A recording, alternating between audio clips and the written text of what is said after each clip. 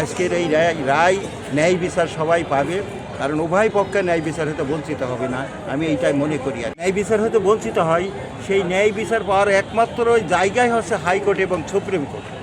Supreme কোর্টকে সর্বোচ্চ আদালত বলা হয়, যে আদালতে ন্যায় বিচারের কেউ অন্যায় বিচারের আশা করে না, ন্যায় বিচারের আশা করে। আমি মনে করি যে সারা বাংলাদেশের সবাই আজকে দেখে আছে সাবেক প্রধানমন্ত্রীর জাজমেন্ট বা রায় ঘোষণার দিকে। আজকের এই রায় ন্যায় বিচার সবাই পাবে, কারণ উভয় পক্ষে ন্যায় বিচার হতে বঞ্চিত হবে না, আমি এইটাই মনে করি আর কি।